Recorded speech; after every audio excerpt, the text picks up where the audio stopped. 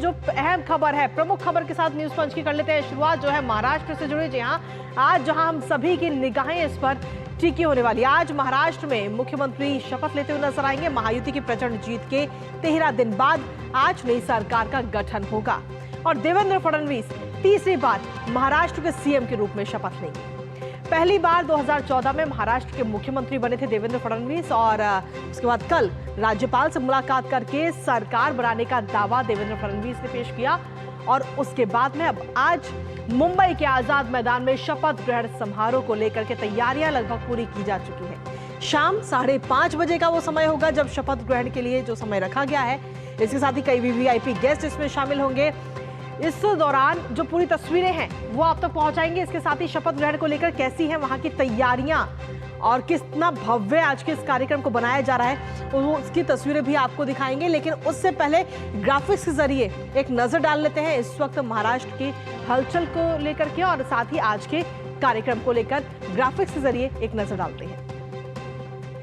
तो जहां आपको बता दें कि महाराष्ट्र में लौट कर आया है समंदर। जी हाँ, देवेंद्र फडणवीस की आज ताजपोशी होने वाली है। 5:30 बजे का ये वक्त रखा गया है और 5:30 बजे कई सारे वीवीआईपी गेस्ट जो होंगे वो आजाद मैदान पहुंचेंगे मुंबई के और वहां पर इस पूरे शपथ ग्रहण समारोह में शिरकत करते हुए नजर आएंगे।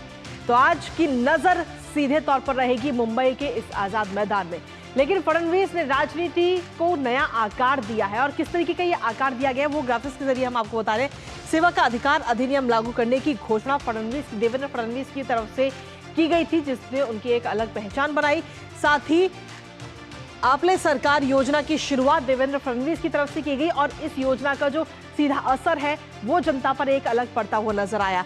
अपराध और अपराध ट्रैकिंग नेटवर्क और सिस्टम का भी उद्घाटन देवेंद्र फडणवीस की तरफ से किया गया। साइबर प्रयोगशालाओं और ग्राम डिजिटलीकरण का भी शुभारंभ देवेंद्र की तरफ से किया गया है। तो ऐसे में ये तमाम वो अहम फैसले और जिन्होंने देवेंद्र फडणवीस को एक अलग पहचान दी है। छत्रपति शिवाजी महाराज कृषि सम्मान योजना की भी उन्होंने शुरुआत की थी। तो कहीं ना कहीं ये वो अहम कदम जो देवेंद्र फडणवीस की तरफ से उठाए गए हैं। इसी के साथ में अपने संवाददाता से बात कर रहे थे। इस वक्त हमारे सहयोगी हमारे साथ जुड़ रहे हैं मुंबई से योगेश शीतल, सीधा उन्हीं का रुख करेंगे।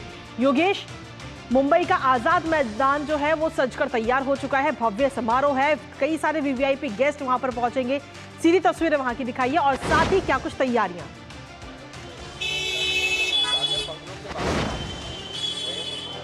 देखिए कृतिका, इस वक्त हम जो है देवेंद्र फडणवीस के आवास पे हैं। थोड़ी देर के बाद जो है हम आपको आजाद मैदान का दृश्य दिखाएंगे। वहाँ पे बेसिकली 3 मंच बनाए गए हैं जिसको जो कि कल्चरल इवेंट्स के लिए है, एक जिसपे पीएम और वीवीआईपीज रहेंगे और तीसरा जो है इस पे साधु संत सन्यासी जो है जो हर धर्म के हैं उनको भी आमंत्रित किया गया है।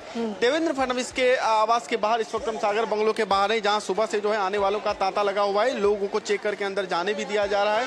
कई लोग मिले। देवेंद्र फडणवीस यहाँ से निकलेंगे, थोड़ी देर में वो यहाँ से निकलेंगे और यहाँ से वो सीधे सिद्धि विनायक मंदिर जाएंगे। जैसा कि पार्टी के कार्यकर्ताओं से जुड़ा हुआ जो सूत्र है वो बता रहे हैं कि यहाँ से सिद्धि विनायक जाएंगे, वहाँ पे पूजा पाठ करके फिर वो आगे के जो दिन का कार्यक्रम है वो चलेगा। इसके अलावा यहाँ से करीब 400 मीटर की दूरी पर अजीत पवार का आवास है, जहां पे इस वक्त बैठक चल रही है एनसीपी एमएलएज की। साथ ही वर्षा बंगलो पे जहां पे की कार्यवाहक मुख्यमंत्री एकनाथ शिंदे जो हैं वहां पे भी बैठक चल रही है। शपथ ग्रहण कार्यक्रम के बारे में आपको संक्षेप में बता दूं, 5:30 का ये समय है। करीब आधे घंटे के बीच में जो कार्यक्रम रखे, चूंकि 5:57 का शुभ मुहूर्त जो है वो माना जा रहा है, वो जो सूचना मिल रही है उस हिसाब से। और काफी भव्य तरीके से सजाया गया है। मुंबई पुलिस ने कई सारे बंदोबस्त किए हैं, कई सारे ट्रैफिक रूट्स को बदला गया है और कई सारी जो एडिशनल सर्विसेज हैं वो भी वहां पे दी गई है इंश्योर करने के लिए कि किसी को कोई दिक्कत ना हो, क्योंकि बड़ी संख्या में 40,000 से ज्यादा लोगों के आने की अपेक्षा है। कार्यकर्ता होंगे वीआईपी मूवमेंट से, तो उसको लेकर ट्रैफिक डाइवर्ट और नए रूट जो है वो भी वहां पर किए गए। गतिविधियां तेज है। यहाँ पे जो अलग अलग पार्टी के जो पार्टी के नेता हैं उनका यहाँ पे आना जाना लगातार इस वक्त शुरू है। जी कृतिका। ठीक है योगेश, एक चीज और आपसे जानना चाहेंगे कि मुख्यमंत्री के नाम की घोषणा तो कल कर दी गई थी, लेकिन इसके साथ ही सवाल अभी भी लगातार बरकरार है कि उप मुख्यमंत्री के पद को लेकर भी क्या शपथ आज होगी? क्या अभी तक किसी प्रकार के नामों पर मोहर लग पाई है?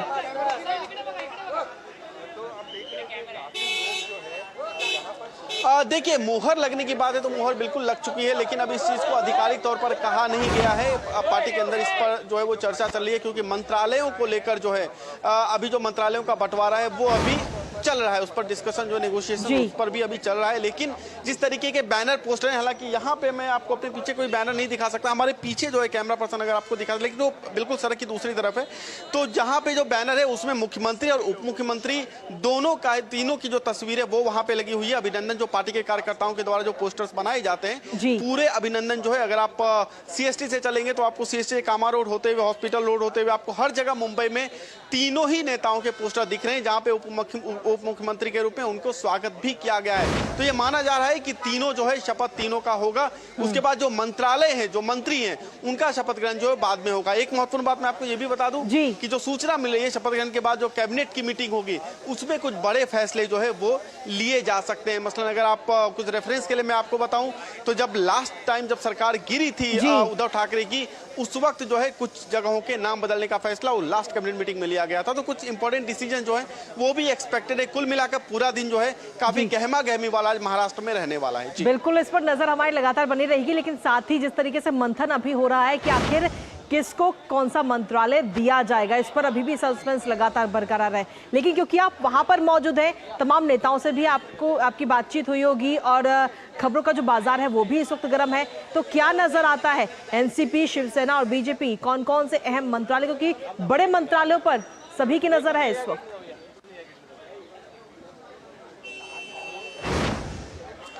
देखिए, मंत्रालय में 2 पॉइंट है। पहला यह है कि जब सरकार 2022 में गिरी थी उद्धव ठाकरे की, तो उस वक्त जो शिवसेना के मंत्री थे, जो कि बाद में शिफ्ट हो गए एकनाथ शिंदे की तरफ से, जब नई पार्टी एकनाथ शिंदे ने शिवसेना, बेसिकली एकनाथ शिंदे की शिवसेना हो गई, तो उस वक्त जो भी मंत्री थे, चाहे वो दादा भूसे हो, चाहे वो उदय सामंत हो, चाहे वो और कोई भी मंत्री हो, तो वो जो मंत्री थे वो सब चाह रहे हैं, जो एकनाथ शिंदे शुरू से कहते आ रहे हैं कि उन्होंने जो सरकार जो वो अलग हुए थे शिवसेना से, तो विचारधारा की वजह से अलग हुए थे, क्योंकि मंत्रालय तब भी उनके पास था और सारी जो रिसोर्सेज थे वो भी थे। लेकिन चूंकि जो बाला साहब ठाकरे की विरासत है, इससे कॉम्प्रोमाइज किया था उद्धव ठाकरे ने, इसके लिए वो अलग हो गए थे। तो जो मंत्रालय है वो कोशिश है कि वो मंत्रालय जो भी विधायक उस वक्त थे जिनको मंत्रालय मिला था शिवसेना के अंतर्गत, वो जो है उनको वो मंत्रालय मिले। ये पहली बात है। दूसरी बात, जो गृह मंत्रालय की बात है, ये देखिए, गृह मंत्रालय पे कहा जा रहा है कि वहां पे रिंकल्स हैं जिसको लेकर आयरन आउट करने की कोशिश की जा रही है। गृह मंत्रालय को लेकर एकनाथ शिंदे की तरफ से बार बार कहा गया है, कई मौकों पर कहा गया है कि केंद्र के द्वारा या जो वरिष्ठ है उनके द्वारा जो भी कहा जाएगा, जो पार्टी का शीर्ष नेतृत्व है उनको जो भी कहा जाएगा वो जो है वो उसको मानेंगे। लेकिन इसमें एक चीज महत्वपूर्ण ये है कि शिवसेना जो है क्षेत्रीय पार्टी, यानी कि एकनाथ शिंदे जो है वो ही अपनी पार्टी के सर्वोच्च हैं, उनका कोई दिल्ली का हाईकमांड नहीं है। इसीलिए जब वो बोल रहे हैं कि शीर्ष नेतृत्व जो बोलेगा, तो उनके कहने का मतलब प्रधानमंत्री नरेंद्र मोदी या जेपी नड्डा या फिर अमित शाह, उसके लिए भी सहमति है। तो कुल मिलाकर अगर आप समन्वय की स्थिति देखें तो समन्वय अच्छा है। मंत्रालयों को लेकर ये चीज चल रहा है, क्योंकि कई सारी योजनाएं जो है, जो कि 2014 से 19 तक जब देवेंद्र फडणवीस थे तब उन्होंने चलाया था, मसलन की जलयुक्त शिविर जैसी की योजना, कई योजनाएं जो आपने अपनी ग्राफिक्स के माध्यम से दिखाया कि किस तरीके के कार्यक्रम तब चलाए थे आपल्या सरकार द्वारा चीजें, तो उन सब योजना जो कि देवेंद्र फडणवीस की फ्लैगशिप प्रोग्राम थी, कोशिश ये की जा रही है कि उन सब मिनिस्ट्रीज को बीजेपी जो है रिटेन करे, ताकि जो कोऑर्डिनेशन हो वो अच्छे तरीके से हो सके, और जहां से चीजें डीरेल हुई, पटरी से उतरी बिकॉज ऑफ एमवीए गवर्नमेंट, वो चीजें जो है वो वापस ट्रैक पे लाया जा सके। इसमें से वो भी योजना है जो कि मुंबई अहमदाबाद बुलेट ट्रेन की जो योजना ये भी है। तो कई सारी योजनाएं, इनको लेकर ही मंत्रालयों का बंटवारा होना है और बिल्कुल इस पर नजर हमारी लगातार योगेश बनी रहेगी। लेकिन साथ ही उसका इंतजार किया जा रहा है। शपथ ग्रहण के बाद में जो पहली कैबिनेट की बैठक होगी, इस पर भी नजर लगातार बनी हुई, क्योंकि इस पहली बैठक में कहीं ना कहीं कई सारे अहम फैसले लिए जा सकते हैं। फिलहाल बहुत बहुत शुक्रिया योगेश, तमाम जानकारी और अपडेट्स हमारे साथ साझा करने के लिए, और इस खबर पर आप अपनी नजर लगातार बनाए रखिएगा।